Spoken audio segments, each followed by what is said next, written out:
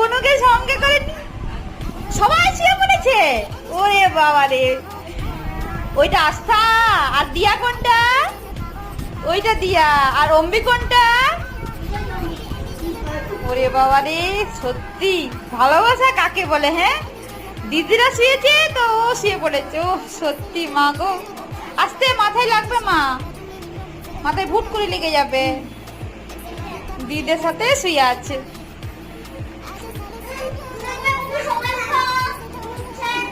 ও বোন উঠে গেছে, সবাই উঠে যেতে হবে বাবা। ও সত্যি দিদি পেয়েছো মাম্মা, তুমি সত্যি।